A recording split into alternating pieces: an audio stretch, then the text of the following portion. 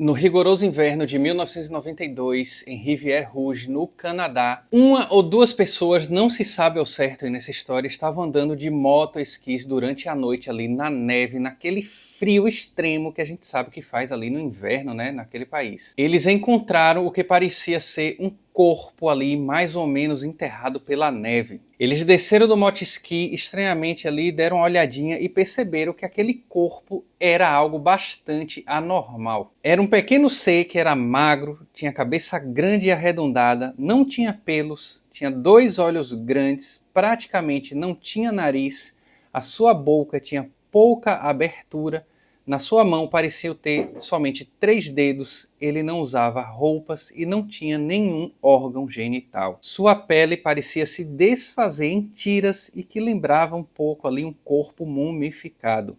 Não tinha mais vida e estava parcialmente congelado por estar aparentemente exposto ao extremo frio já há um tempo considerável. Um desses amigos resolveu ir rápido até a sua casa para pegar uma câmera 35mm e então tirar essas fotos aí que vocês estão vendo passando pela tela. Lá já tinham mais 2 testemunhas, 2 homens que desceram de um carro e esses aí podem ser vistos em algumas fotos com cigarros na boca, tá? Algumas fotos foram tiradas ali e eles resolveram também estirar uma corda amarrada em árvores para levantar e sustentar o pequeno ser pelos braços, evitando que ele fosse tocado, pois eles tinham medo ali de transmitir, de ter alguma doença, né, transmitida para eles ou deles deixarem alguma digital naquele corpo. Toda essa história está sendo contada em um texto aí que tem no canal Étranges Videos, eu acho que é assim que fala, hein?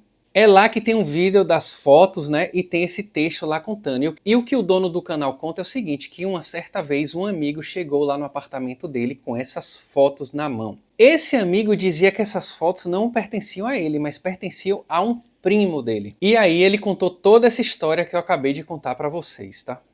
O dono do canal conta que depois que ele viu as fotos ficou impressionado ali e tal e perguntou para esse amigo o que é que aquelas testemunhas tinham feito com aquele corpo depois que eles tiraram as fotos, né? E o que foi contado é que aquelas pessoas depois deixaram o corpo ali mesmo e voltaram cada um para o seu canto, para sua casa, porque já era muito tarde da noite, já estava muito tarde naquele dia. E talvez por eles não terem entendido a importância daquela descoberta, acabaram deixando o corpo lá mesmo. Eles resolveram, no entanto, voltar no dia seguinte e quando chegaram lá o corpo já não estava mais naquele mesmo local, já tinha desaparecido, eles não encontraram nem nos entornos ali, o que leva a crer que algum ser selvagem, algum coiote, qualquer coisa do tipo, algum animal ali, acabou se alimentando daquele corpo. Perguntado também o que é que ele iria fazer com aquelas fotos, ele disse que ia procurar algum pesquisador, algum ufólogo aí para tentar descobrir mais alguma coisa. Antes desse amigo ir embora com as fotografias, o dono do canal ele pegou uma câmera VHS, fez uma filmagem, um registro dessas fotos para deixar guardado para ele ali também. Ele conta que cerca de 17 anos após ter feito esses registros, em 2008, ele resolveu divulgar essa filmagem das fotos que ele fez. Por não saber como digitalizar a sua fita VHS, ele colocou a fita na TV e filmou a tela da TV com uma câmera mais moderna. Então aí a gente já tinha uma coisa bastante problemática, pessoal. Não era as fotos escaneadas ou reveladas novamente a partir de negativos.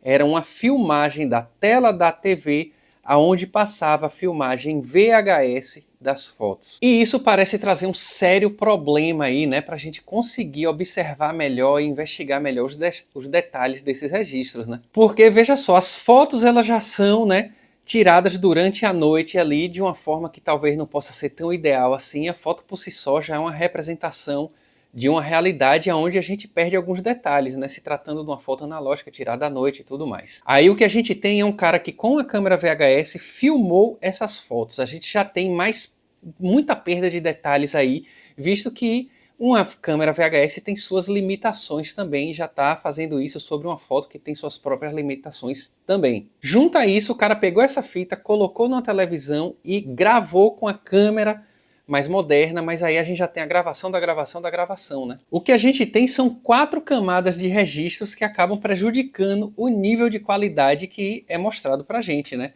A gente tem fotos, câmera VHS filmando as fotos, a TV passando tudo isso e depois uma câmera digital gravando tudo isso na última camada. No entanto, pessoal, essa filmagem dele aí foi apagada por algum motivo, sumiu e somente em 2013 foi repostada agora o que seria supostamente a digitalização do VHS, tá? Então agora a gente já tinha melhor aí, né? Mas ainda assim a gente tinha duas camadas aí. A gente tinha as fotos e uma câmera VHS que filmou as fotos, né? E a gente ainda pode contar a digitalização aí que pode sofrer também perda de qualidade a depender de como foi feita, né? E a mesma coisa vai acontecer aqui com os personagens dessa história. A gente tem as testemunhas do momento que estavam de motoesqui ali. A gente tem o primo de um cara. A gente tem esse cara que pegou essas fotos do primo e levou no apartamento. E a gente tem o dono do canal, que era o cara que estava no apartamento lá e que recebeu esse amigo, que mostrou as fotos de um primo que falava de umas testemunhas que viram um corpo. Olha a embolação que é isso. E dessa forma a gente tem uma cadeia de narrativas aí em 4 camadas. Testemunhas de motoesqui, primo do amigo, o amigo e o dono do canal. O dono do canal conta pra gente uma narrativa já de 4º nível, tá? O dono do canal não tinha sequer contato com as testemunhas de motoesqui e nem com o primo do amigo, enfim, e ele afirmava que não tinha nem tinha certeza se na real eram 2 ou uma pessoa só que estava lá inicialmente no motoesqui, tá? E aqui a gente tem um sistema perfeito de telefone sem fio, que é quando uma pessoa conta outra coisa para outra, outra para outra, outra para outra, e a última que está contando nem sabe quem são as pessoas que contou lá no início e nem sabe se a história mais era assim, porque a história vai mudando os detalhes e no final das contas já pode ser uma história bastante diferente, né? E junto a isso vamos botar uma distância temporal, porque em 2008 ele está contando uma história de algo que aconteceu lá em 1992. Então ainda existe a questão da memória aí, né? Essa história também ela não teve grandes dimensões, grandes proporções, tá? Ela é uma história que fica muito ali isolada no mundo dos mistérios da internet no final das contas. E isso dificulta pra caramba que a gente consiga achar outros materiais para investigar, como por exemplo notícias jornalísticas, notícias impressas, documentários. A gente não consegue rastrear quem são as pessoas envolvidas, nem nada do tipo. Tudo fica muito no mistério, naquela névoa do anonimato ali, porque afinal de contas a coisa não foi muito adiante e ficou por ali mesmo, né? Então é muito difícil conseguir checar os fatos que são narrados aí, né, nessa história, né? É possível notar nessa narrativa também muitas inconsistências. O dono do canal ele diz no seu texto que aquelas testemunhas resolveram deixar o corpo lá mesmo porque já era muito tarde da noite e talvez elas não tivessem consciência da descoberta que tinham feito, né? E ele complementa essa narrativa com o seguinte texto, ó. À primeira vista, esse comportamento parece bastante questionável e, acima de tudo, irresponsável.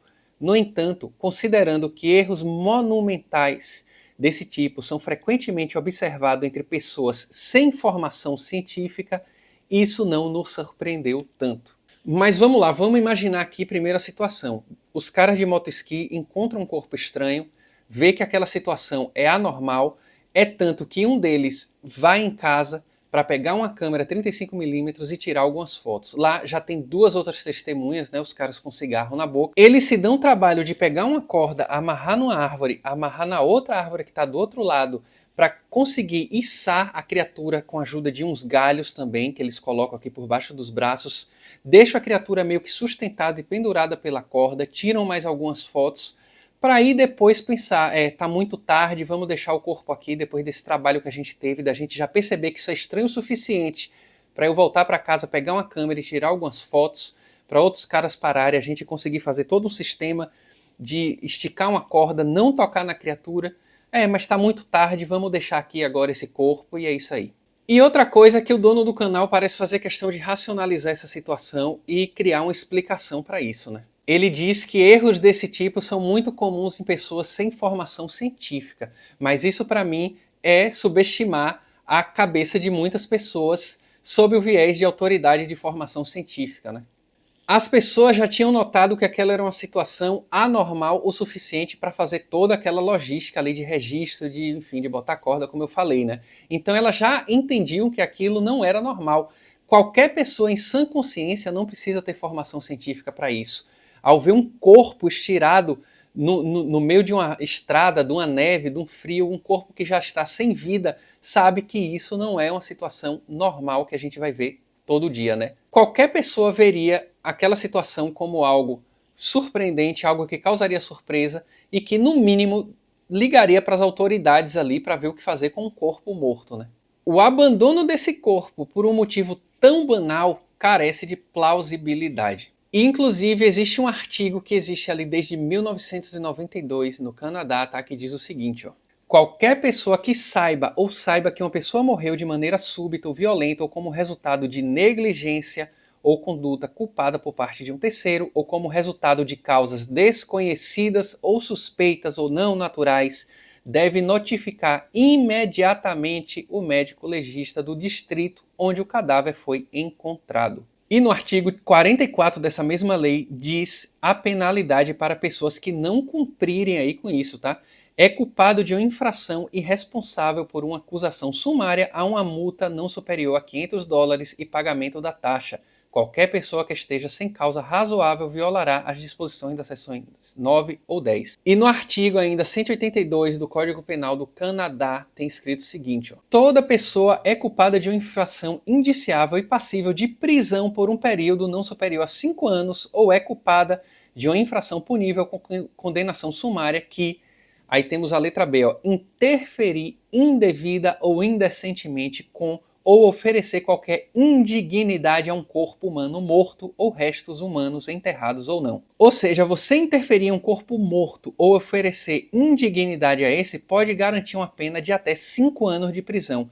E vejam só, eles não só fotografaram esse corpo, mas como também penduraram ele através de uma corda amarrada em árvores para poder fazer mais registros, tá? Além de não chamar as autoridades. Então isso pode sim caracterizar indignidade contra um corpo morto, beleza? Isso tudo que eu falei, pessoal, só reforça toda a implausibilidade dessa situação. E veja só, eu tô falando aqui de plausibilidades ou implausibilidades, porque sim, apesar de tudo isso, é capaz dele simplesmente ter ignorado a lei e tudo mais e ter deixado o corpo lá, tudo bem. Mas, no entanto, é preciso lembrar que no dia seguinte eles retornaram ao mesmo local para ver se o corpo ainda estava lá. Então perceba, para isso acontecer é um sinal de que eles não achavam aquela situação tão banal assim para simplesmente ter abandonado o corpo no dia anterior, na noite anterior, só porque já estava tarde demais, né? Mas bem, pessoal, esse amigo do dono do canal aí que tinha as fotos entrou em contato com um cara chamado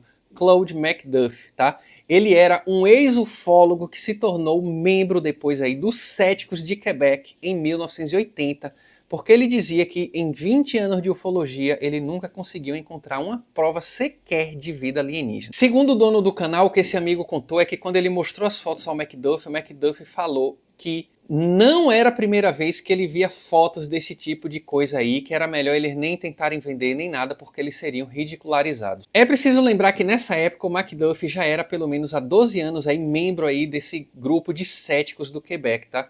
Então, ao ele afirmar, não tem muitas explicações porque ele afirmou esse tipo de coisa, que ele já tinha visto muita coisa desse tipo, mas, considerando todo o contexto, a sensação que dá é que ele afirmou isso do tipo assim, ó, eu já vi muitas fotos desse tipo aí, isso aí não me impressiona, isso é uma fraude, nem tentem vender aí que vocês vão ser desmascarados, vão ser ridicularizados. Claro, seria legal ter levado essa investigação mais a fundo, mas pelo fato do McDuff falar isso, essas fotos acabaram ficando aí guardadas por muito tempo, até que o dono do canal resolveu liberar essa filmagem que ele fez. Quando ele postou isso em 2008 no canal, isso começou a despertar interesse da comunidade ufológica, de pessoas que gostam de mistérios e de pesquisadores também, dentro dessa área ufológica, né? Em 2013, o dono do canal afirma que um programa televisivo do México entrou em contato com ele e queria ir mais a fundo, inclusive fazer uma entrevista com ele a respeito desses registros daí. Ele disse que prontamente recusou porque ele queria se manter no anonimato.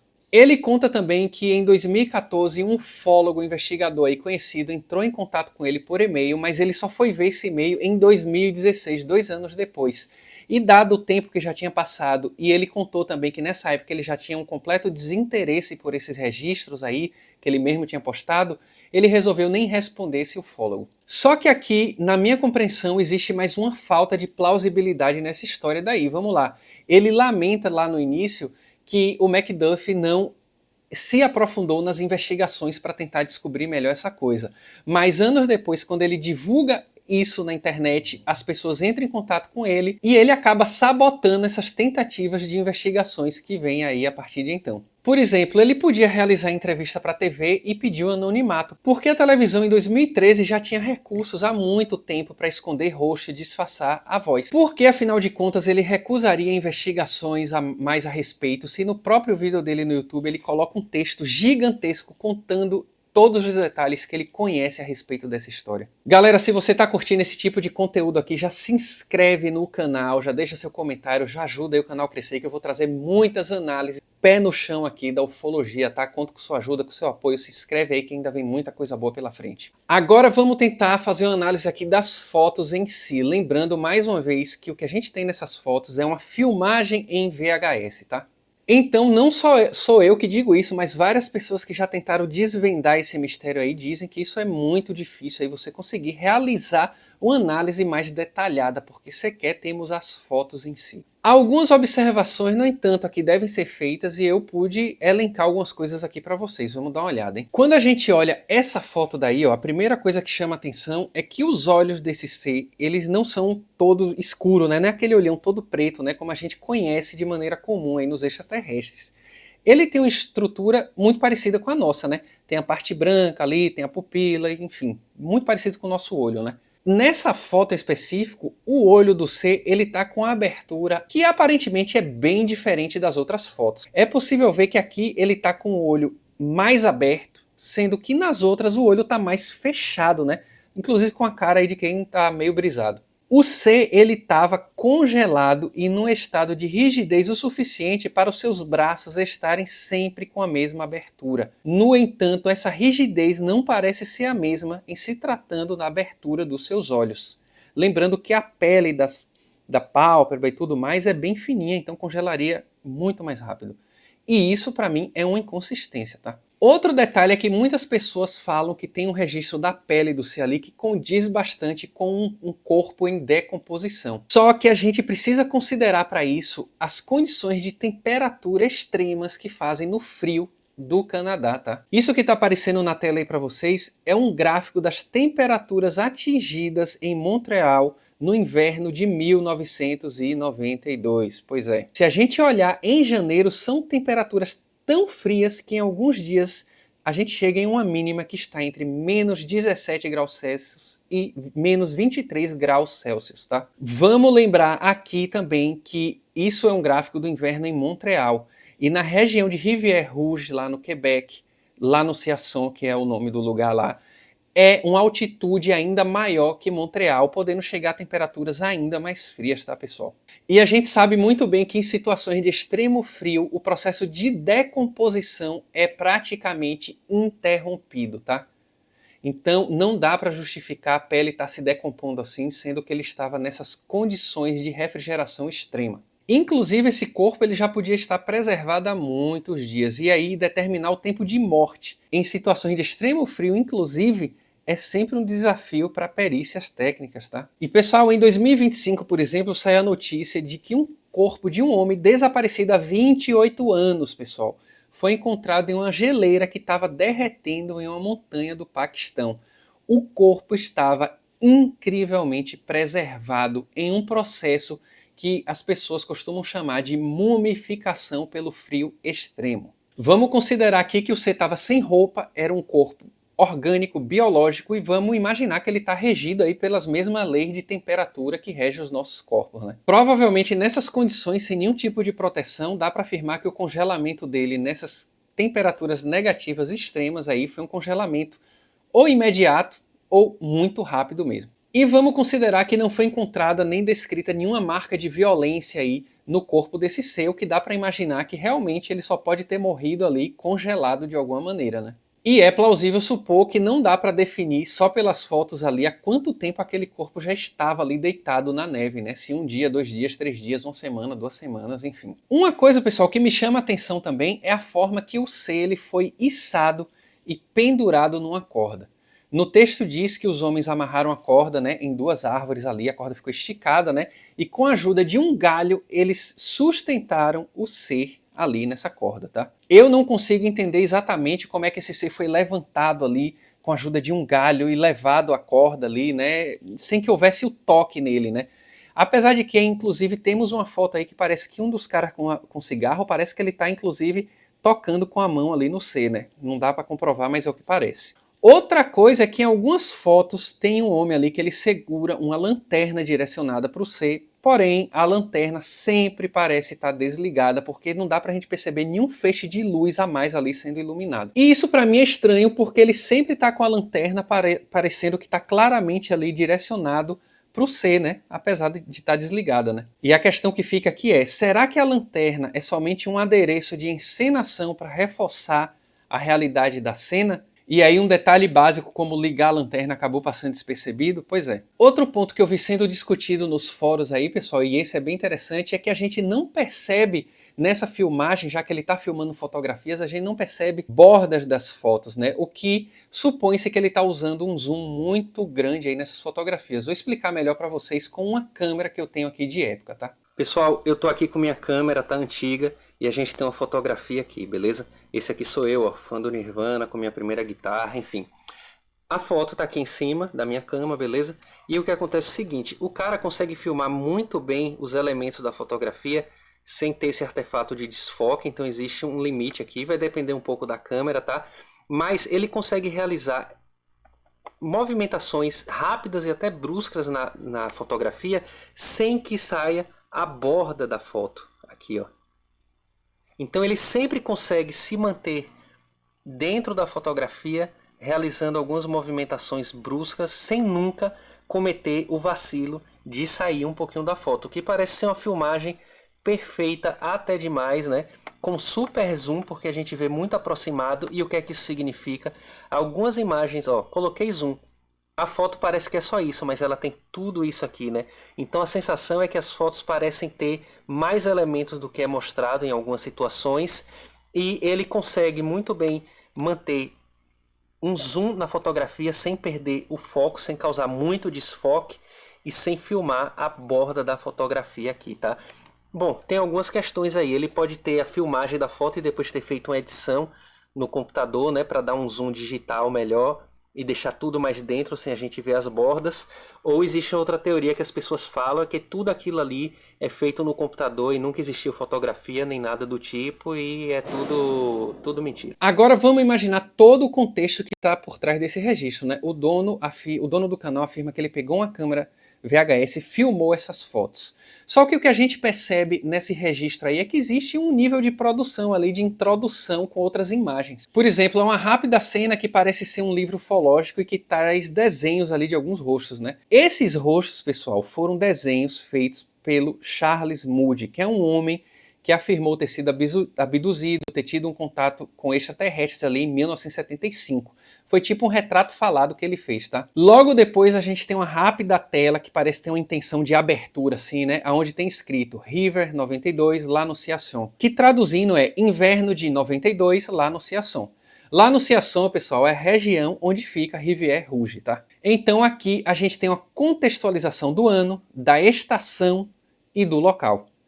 Essa tela está sendo filmada pela câmera também, mas eu não consegui achar nenhuma referência de onde pode ter vindo, ou se ela foi criada especialmente para esse registro. Depois a gente tem uma imagem de um mapa circulado, né, que provavelmente está mostrando ali o local onde isso foi encontrado, e aí a gente entra nas fotografias. No final, a gente tem mais uma imagem com ligações ufológicas, que a gente tem aí um certo desenho, né, um ícone e tal, e que foi muito usado pelo Erich von Däniken em seus livros, inclusive no Eram os Deuses Astronautas, aí só para dar um exemplo, tá? A pergunta que fica aqui é essa: se ele filmou só aquelas fotografias para guardar aquele registro, por que ele teria feito toda essa introduçãozinha aí como se fosse uma produção mesmo, um filme com abertura, com título, com mapa e tudo mais? E por que ele filma essas coisas mais ufológicas, né? Aquele retrato falado ali e aquela imagem usada pelo Von Däniken ali e tal? Porque a ideia dele é criar toda uma ambiência ufológica para já deixar a gente contextualizado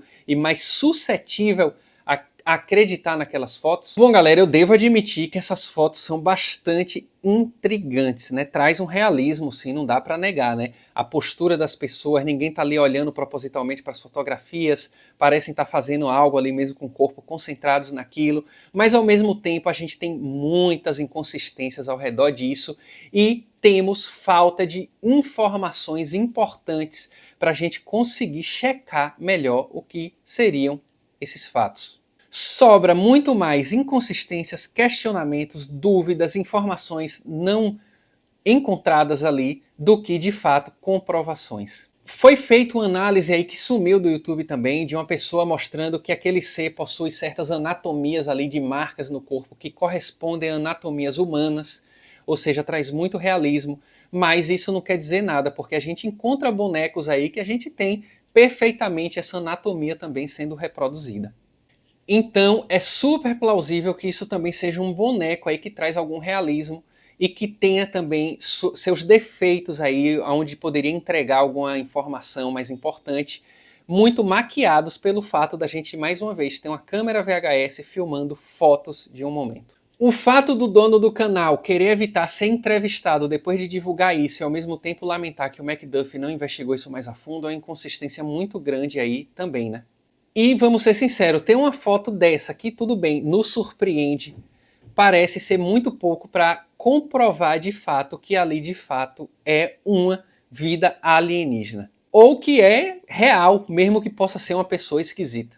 O que traz algum nível de convencimento através dessa foto é só simplesmente o fato de que a gente fica impressionado ao ver elas. Mas se a gente deixa um pouco essa emoção de lado e tenta ver as coisas com mais evidências, com mais fatos e mais análises sérias, a gente não consegue encontrar certeza nenhuma. Bom, eu quero saber qual a sua opinião a respeito dessas fotografias e dessa análise que eu trouxe aqui para vocês. Já deixa aqui nos comentários. Não se esquece também de se inscrever no canal, descer desse OVNI, colocar os pés no chão e a gente se vê na próxima aqui. Valeu!